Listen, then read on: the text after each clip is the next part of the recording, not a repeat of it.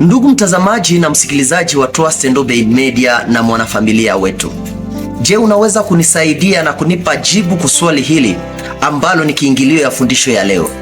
Ni nani aliye jirani yako? Na mimi pia ninaweza nikajiuliza, ni nani aliye jirani yangu? Je, ni wewe unayenifuata?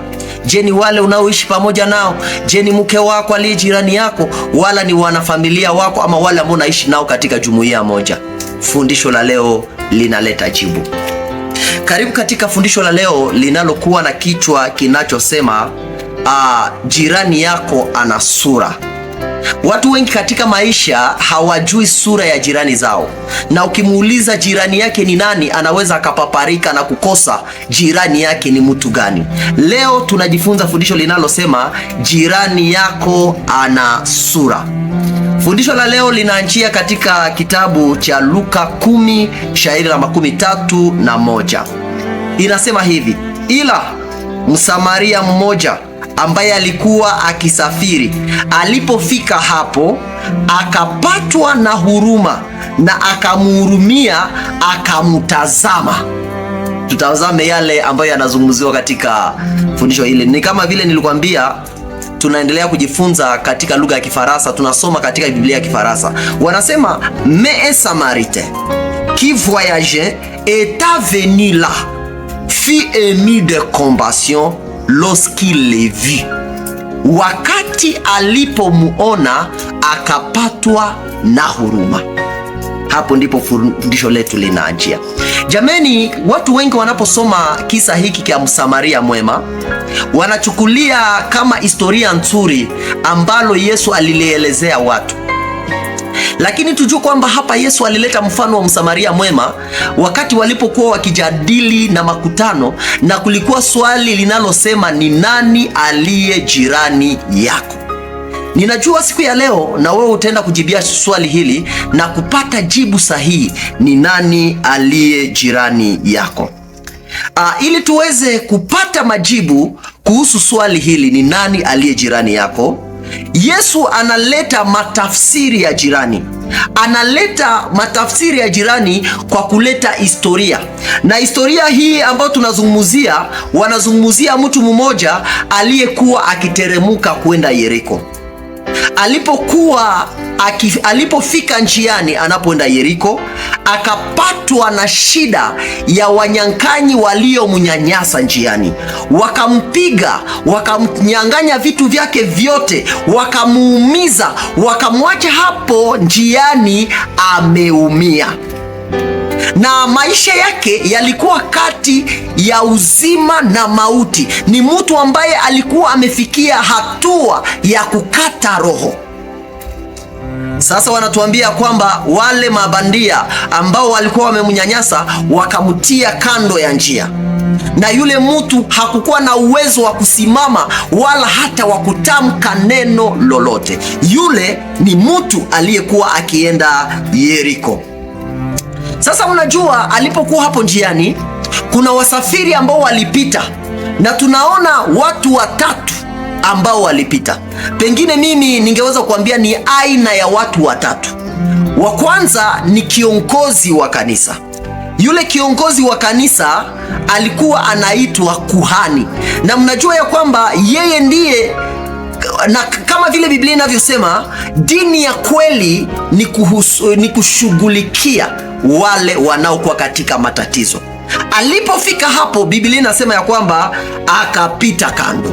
Baada ya huyo kukakuja diakoni ambaye wanamuita Mlawi, na mnajua kwamba diakoni ana kazi ya kuwatembelea wagonjwa, kuwahifadhi pahali pazuri. Inamaanisha ya kwamba huyo diakoni alikuwa amepata kazi ambayo analazimishwa kutenda, lakini sababu alikuwa na harakati za kuenda tenda kazi za ibadani, kama yule kuhani pia naye alikuwa na haraka ya kuenda tenda kazi za ibadani, akapita kando, akamwacha njiani. Sasa hapa walikuwa wameona hali yake, lakini wakadharau kutazama sura ambamo anakuwa nayo. Hapa sasa tunaona hawakuweza kuelewa namna vile yule mtu anavyoteseka. Wakaendelea. Wanatuambia ya kwamba wale watu wakamuona, wakapita kando, wakamuona. Lile neno tulishike vizuri. Kuna watu wengi tunawaona, lakini hatuwaone katika sura ambayo inahitajika tuwaone nayo. Tunawaona, tunazani ya kwamba sura wanayoionyesha haiombi tuweze kuwahudumia. Wakawaona, wakapita kando. Hawakuweza kuacha moyo wa kuwasaidia. Lakini tunapata sasa historia ambayo Yesu anaizungumzia. Na historia hii ambayo Yesu anakuja kuizungumzia, analeta mfano wa Msamaria. Na alipozungumzia yule Msamaria, utazame ni Msamaria na ni mtu ambaye alikuwa anadharaulika. Hata ukisoma kisa cha Msamaria yule aliyekuwa kisimani pamoja na Yesu, alikuwa na hali isiyotamanika. Na wakati Yesu alipowaendea Wasamaria, Wayahudi waliweza kusema maneno mengi sababu ya kuona huduma wa Yesu kwa Wasamaria. Sasa hapa Yesu anaelezea Msamaria ambaye alionekana kuwa si wa kabila ya yule mtu ambaye aliteseka. Na yule Msamaria malengo zake hazikuwa kwenda kanisani. Malengo zake ilikuwa kwenda fanya biashara na mambo yatakayomletea faida. Biblia inasema alipofika hapo akamtazama. Alipomtazama akapatwa na huruma, akamhurumia. Unajua, wale wa kwanza walimtazama, lakini mioyo yao haikustuka kuona hali ambamo yule mtu anakuwa ndani. Lakini Msamaria alipofika hapo, alipomtazama, roho yake ikastuka na akasikia moyo wake unamwambia amsaidie. Hapo yule Msamaria alitumika na wakati wake. Alitoa muda wake ambao alikuwa ameuwekeza kwa ajili ya kufanya biashara, lakini akatoa muda huo kwa kuokoa nafsi. Jambo la pili, akatoa vitu vyake angalau aone yule mtu amepata afya nzuri. Na Biblia inatuuliza swali, inasema miongoni ya wale watatu ni nani aliyekuwa jirani ya yule aliyenyanyaswa? Kwa kweli jibu ni rahisi, jirani yake alikuwa yule aliyemshughulikia. Lakini tuangalie sana. Kuna mara tunazani ya kwamba watu wa familia yetu, watu wa kanisa yetu, watu ambao tunazoea kuishi nao ndio ambao tunaweza kuwashughulikia. Hapa tunapata mfano wa mtu ambaye si wa kabila yake, ambaye alikuwa katika harakati na kazi ambayo alienda kuitenda ilikuwa inalipa, ingeweza kumupa pesa, lakini akakubali pahali ya kwenda kutafuta pesa aweze kuwekeza pesa katika wokovu ya mtu aliyekuwa anateseka. Fundisho hili linatuambia kwamba alipatwa na huruma. Na jambo ambalo tunataka kulitambua hapa ni kwamba wote walikuwa na mioyo. Walipofika hapo, Mungu alikuwa amewabariki na macho, wakamuona. Lakini namna ya kutazama sura ya yule mtu aliyekuwa katika hali duni ilipishana. Yule Msamaria alipofika hapo, alipotazama akapatwa na huruma. Inataka kutufundisha kwamba jirani yako ana sura. Na utajua jirani yako kwa vitendo anavyovitenda. Jirani yako ni mtu ambaye yuko tayari kuacha harakati zake kwa ajili ya kukuingiza katika maisha yatakayompendeza Mungu. Jirani yako ni mtu ambaye anatazama vitu vinavyokuumiza, anatafuta namna akusaidie. Jirani yako ni mtu anayekujali. Jirani yako ni yule ambaye anaweza akapoteze appointment ya pesa sababu awekeze katika kukuondosha katika hali duni. Yule ndiye jirani yako. Kwa mtazamo rahisi tungeweza kusema jirani ya yule mtu ilikuwa pasta, kwa sababu kazi ya pasta ni kuwaombea watu. Lakini tunaona anapita kando, hawazungumuze kama alimuombea. Yule diakoni ni kushughulikia watu walio katika hali kama ile, lakini anaenda katika harakati za ibada, ijapokuwa ibada ya kweli ni kuwashughulikia wanaoteseka. Ila tunamwona mtu mwenye biashara ambaye ametenga pesa zake pamoja pengine na mke wake ili aweze kuenda fanya kazi itakayoleta faida kwa familia yake. Anakutana na mtu asiye wa familia yake, lakini akapatwa na huruma. Jirani yako ni yule anayepatwa na huruma anapokutazama.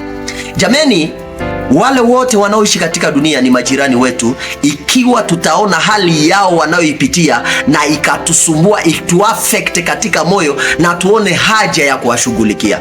Watu wengi wanakataa kwenda tenda kazi ya mahubiri na kuwasaidia wengine sababu hawajakuwa majirani ya wale watu.